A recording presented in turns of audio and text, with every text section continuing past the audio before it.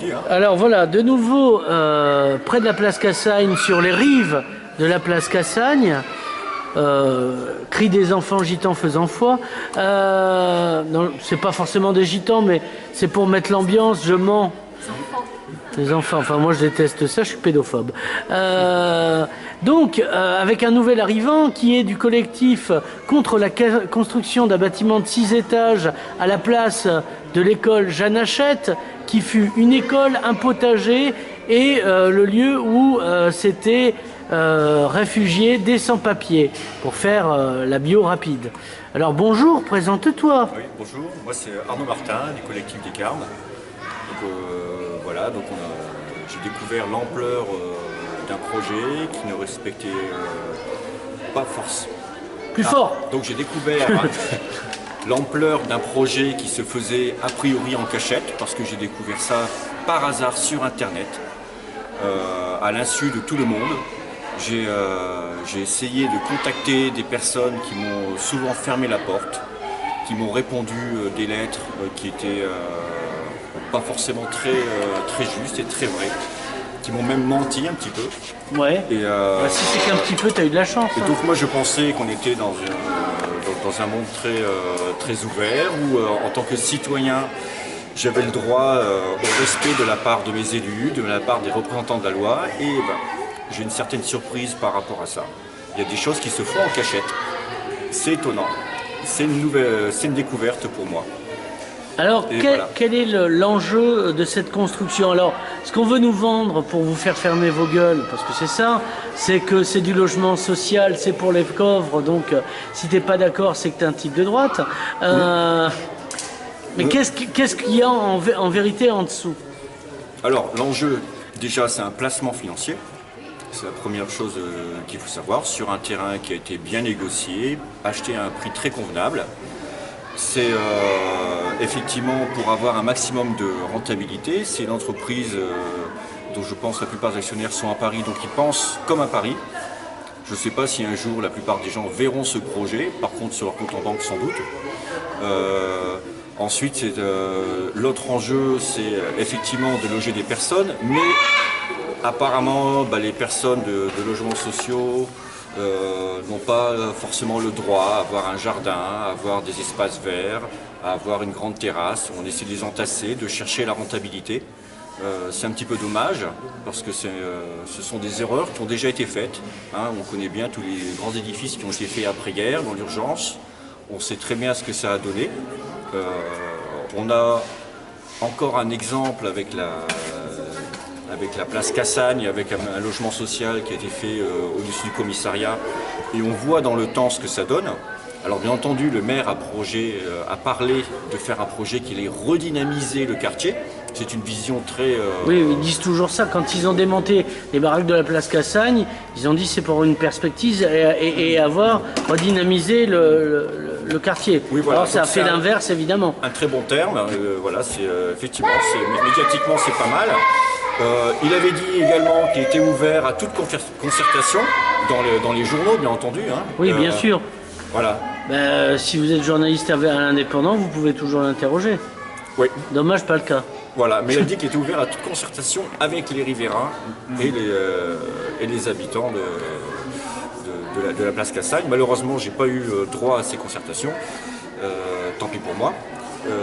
Ensuite... C'est parce que tu as des baskets fluo. Ouais, ça doit être ça. C'est rédhibitoire. Sans doute, voilà, les longs cheveux, basket, il doit y avoir des critères. Tu as une tête de jeune un peu. Ça doit être ça aussi. Et donc, ensuite, bien entendu, il y a aussi des enjeux à plus long terme. Forcément, les enjeux à long terme, c'est qu'il y a aussi la casa musicale à côté. Mmh. Alors, qu'est-ce qui va se passer le jour où cette entreprise décidera que la casa musicale fait trop de bruit? Alors déjà, on constate qu'il y a des entreprises qui peuvent s'installer avec d'une certaine manière un non-respect des lois. Et donc on imagine bien que le pouvoir d'une entreprise comme ça, le jour où il y aura des nuisances sonores, sera suffisamment fort pour aller plus loin par rapport à la vie d'un organisme culturel. Ça, c'est une évidence. J'ai questionné la préfète, le maire, d'autres personnes de la culture, la DRAC par rapport à ce problème-là. Personne n'a voulu me répondre. Ça veut dire que personne n'a jugé nécessaire de parler d'un problème qui pourtant sera évident dans dans 1 an ou 2 ans. Oui, mais ils ont un tapis pour mettre dessous les problèmes, c'est peut-être pour ça. Oui, sans doute. Voilà, on va, bien on assis va tout dessus, cacher, ça bouge on pas. voit rien en fait. On voit rien. Alors ensuite, il y a un autre problème qui apparaît, bien évidemment, c'est les places de parking. Parce que ce projet est aussi accompagné de la destruction de quelques places de parking, une fois de plus. Il faut savoir qu'aux alentours de la place Cassagne, depuis 2 ans ou 3 ans, du stationnement, oui. Aux alentours de la place Cassagne, depuis environ 2-3 ans, il y a une cinquantaine de places de stationnement qui ont disparu. Alors, qui sont devenus payants ou qui ont soit disparu. Ils ont vraiment disparu, Ouais. soit ils sont devenus payants. Alors pour comprendre la finalité, parce qu'il y a même chose, il faut bien fouiller sur internet, c'est qu'il y a un projet de parking privé près du collège Jean Moulin. Devant. Oui, devant le collège. Parking souterrain devant, voilà. Sous le... enfin bref, voilà. Je comprends. Alors ce qui va être présenté comme une avancée, mais par contre on Le progressisme c'est le parking, hein. Ouais. Parce que vous n'aimez pas la voiture qu'il faut en dégoûter les autres. Voilà, ça peut être un petit peu ça. Et disons qu'il y a aussi un petit problème, c'est que c'est l'entreprise qui sans doute aura le marché, Ouais. aura la garantie de la part de la mairie que ce marché sera rentable.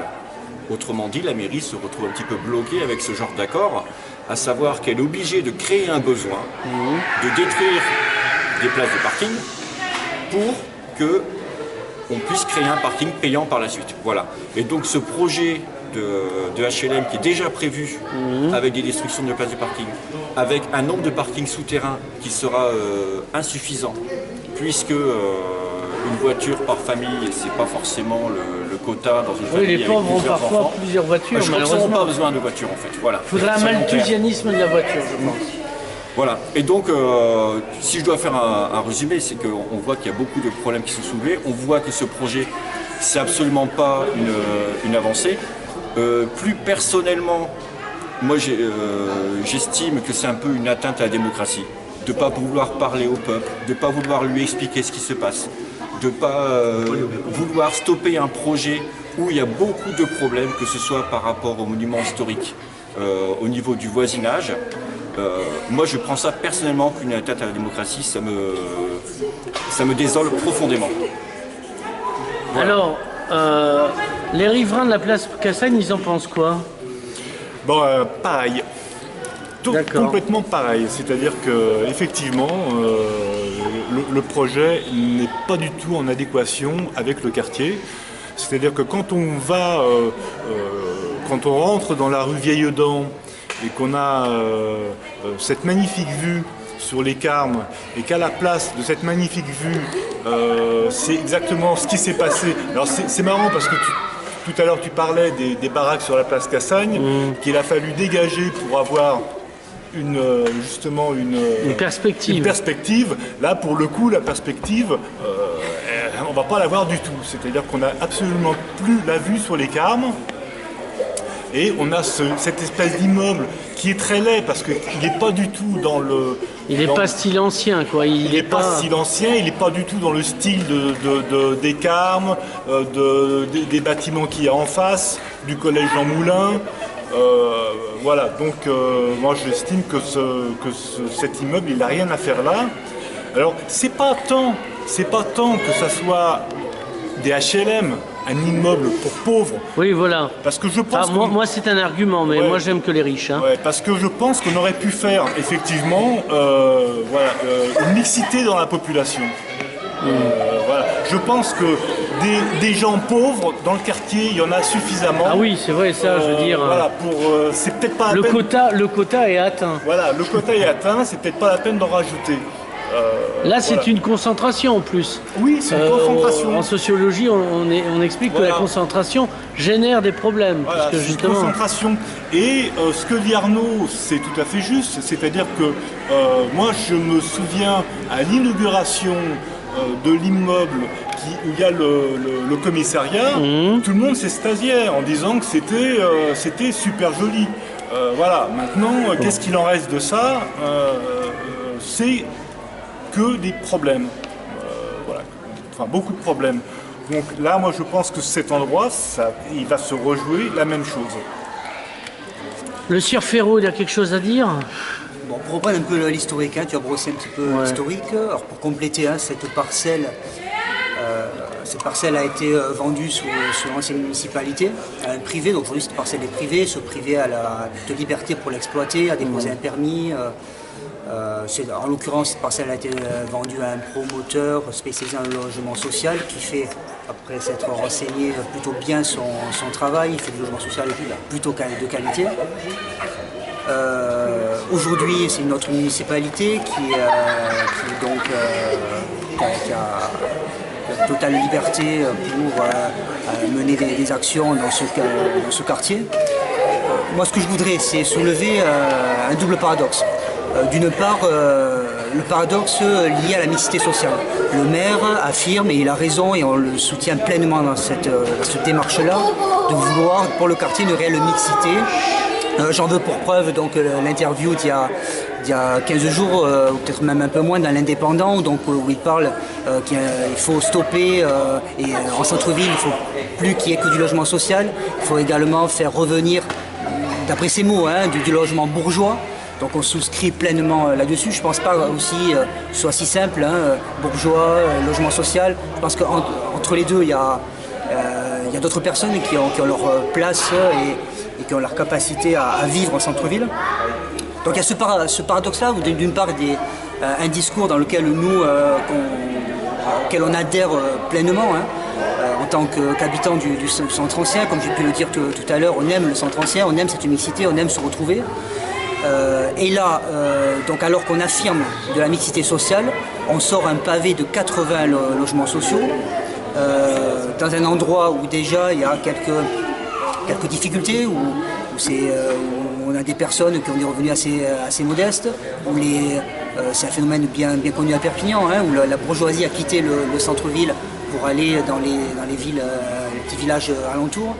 Et à travers ce signe-là, donc parcelles vendues sous une grande municipalité, mais permis délivrés il y a moins d'un mois, le 10 avril dernier, où le maire finalement valide cette construction à travers ce permis signé. On trouve que ce n'est pas un signe fort donné, notamment par rapport à ce discours qui est parallèle. Ça, c'est le premier paradoxe. Deuxième paradoxe, une volonté de faire de Perpignan une ville de destination, notamment à travers le développement de la culture à Perpignan, le développement d'un axe art gothique, art déco. On a des bâtiments, effectivement, l'église des Carmes, qui est dans un pur style art gothique, magnifique bâtiment. Derrière, la Casa Musicale, qui est plus dans un style régionaliste, avec du caillou, enfin quelque chose qui est vraiment propre à la région. Boulevard Briand, on a quelques immeubles également art déco. Une volonté de promouvoir désormais, à travers un label 20e, cette richesse architecturale, pour faire venir sur Perpignan des touristes, mais aussi peut-être des gens qui auront envie de s'installer à l'année. Donc ce bâtiment, emblématique, puisque situé vraiment à l'entrée du centre ancien, entre, comme je le disais, la Casa Musicale, l'église des Carmes, art gothique, quelques bâtiments art déco. On nous plante un bâtiment qui esthétiquement est dans un style assez contemporain, on n'a rien contre contemporain, bien au contraire, mais qui n'a aucune connexion avec l'esthétique et l'architecture du site. Donc on relève ce paradoxe. Deuxième paradoxe, par ailleurs, on est 3 associations. Moi, je ne représente pas une association, je suis simplement un riverain.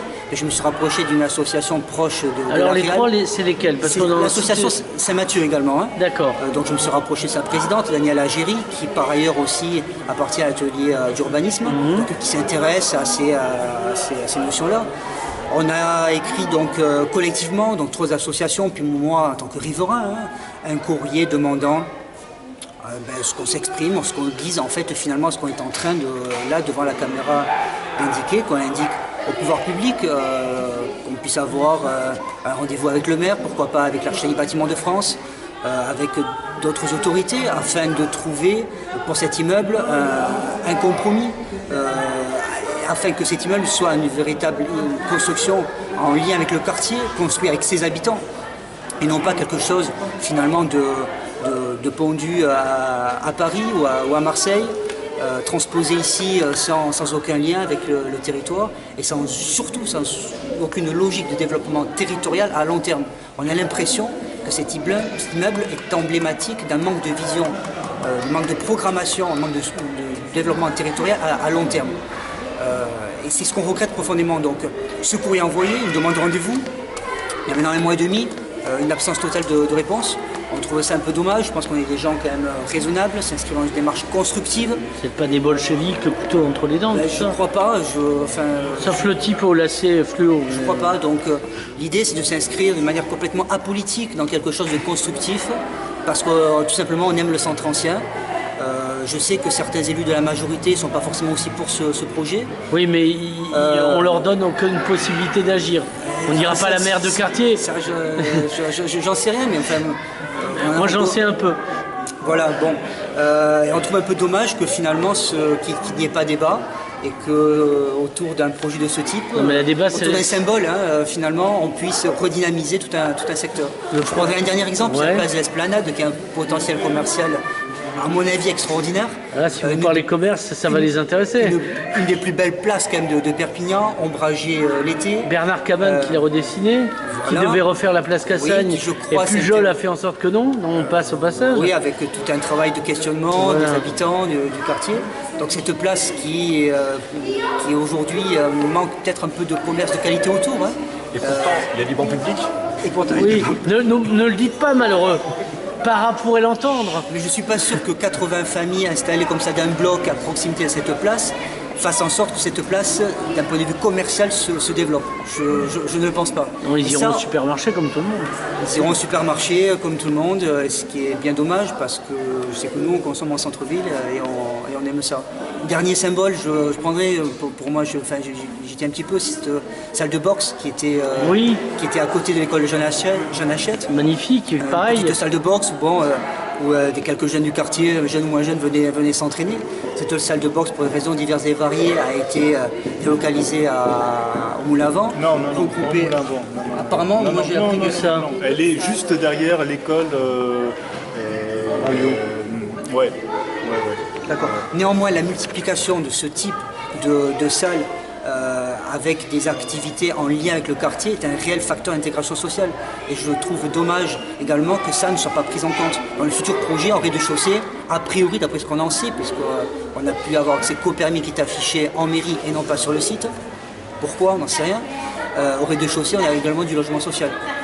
Donc voilà, on y est face à 80 logements sociaux, multiplié par 2 véhicules par logement, 160 véhicules. Ça représente 5000 m² de surface construite, sans arbres. Avec On aimerait en parler. Voilà, tout avec simplement. arrachage des arbres qui sont présents, dont un magnifique cèdre du Liban qui est superbe. Il a ses papiers sur cèdre du Liban. Je lui ai pas demandé. Voilà, et non, c'est vraiment dommage. C'est vraiment dommage. C'est surtout le manque de concertation. C'est-à-dire que on a écrit, on a envoyé des lettres, on a envoyé des courriers en La recommandé. démocratie, c'est cause toujours, hein, je le rappelle, pour que vous ne soyez pas étonnés. Oui. Donc c'est cause toujours, effectivement. Emmanuel, Ben, moi, j'ai pas beaucoup causé, mais ils ont tout dit, donc je sais pas. Voilà, bon, pas de concertation. Dans les derniers papiers, dans l'Indépendant, Pujol a prononcé 2 fois le mot aéré. Ben, nous, on n'a pas droit de l'air apparemment, puisqu'on coupe les arbres, on ne nous dit rien. Et voilà, c'est regrettable. Aucun projet lisible pour la ville. C'est tout au coup par coup. Et ça, c'est une violence qui est faite aux citoyens, de ne pas savoir ce qui va pousser à droite, à gauche, comment ça va être relié. On nous dit l'université, parfait, mais voilà, où ça commence, où ça s'arrête. Il est question que Cassagne n'ouvre plus que 3 jours par semaine, et ça c'est pareil. le marché, hein, s'entend. Le marché de Cassagne n'ouvre plus que 3 jours Alors, par c'est semaine. nouveau, c'est vous le Mais- tenez de qui? Voilà, mais ça c'est toujours en coulisses et on attend l'annonce de la catastrophe une fois que... On essaie de... En fait, ça serait pour faire des économies de ce que ça Oui, coûte en bien ordures. Si... C'est ça. Mais Et je parle pas des politiques, ça n'a rien à voir. La logique, c'est quand il y a un problème, on ferme. Il y a eu un problème à la Miranda il y a 10 ans maintenant. Quand il y a un problème, au lieu d'essayer de trouver une solution, on ferme le jardin. Il y a un problème sur Cassagne au niveau effectivement de la propreté, gestion des véhicules, on réduit. Donc au lieu de essayer de trouver des espaces de discussion et de solutions, on préfère fermer. Donc on ferme. Et en fait, la ville finira fermée, puisque comme ils arrivent à rien gérer, Voilà. ils fermeront la ville. Et c'est le repli. C'est le repli, parce que les gens se sentent aussi bafoués. Je veux dire, ça fait 1 an qu'on envoie des courriers pour être reçus. On est des habitants de la ville. On ne peut pas être reçus. Enfin, moi, j'ai reçu mes impôts locaux. Hein. Voilà. Je les ai reçus, hein, c'est le problème. Hein. C'est ça. Mais Ah ouais. pour le reste, c'est une ville qui mise Non, ils baissent pas. sur le repli, sur la dissimulation, sur voilà. Même Il n'y a pour pas les de conseils transparence. citoyens, ils nous invitent 3 jours avant de signer les contrats. Voilà. Donc, Sans nous donner aucune information, sans rien, sans aucune formation qui avait été promise. C'est vraiment une honte, quoi. Le but, c'est de dire oui, c'est pas de réfléchir au Le but, projet. c'est de signer, le but, c'est de d'avoir faire la la signature. photo, de faire la photo, mais c'est pas sûr quand même qu'on signe et qu'on se laisse complètement faire. On est encore une fois de bonne volonté, puisqu'on s'y est inscrit. Mais Est-ce que vous finirez par faire comme les étudiants des Beaux-Arts, à occuper la mairie, puisque là, c'est pas l'école des Beaux-Arts, mais on ne sait pas, on est en train de réfléchir Occuper la mairie, à des actions. Peut-être pas, mais occuper l'espace, je pense. Et moi, je le dis, et je l'ai déjà dit, s'il faut grimper dans l'arbre pour pas qu'il soit enlevé, je le ferai. J'étais très doué quand j'étais gamin pour grimper dans les arbres, je pense l'être encore. on l'appelait le baron Perché à l'époque. Voilà. C'est ça. Spécial. S'il faut s'enchaîner devant le site, je le ferai aussi, c'est pas un problème. Voilà, comme ça, c'est dit. Mesdames, Messieurs, on vous remercie et puis on reviendra vous voir pour les suites de cette palpitante aventure. Avec plaisir. Bonne diffusion.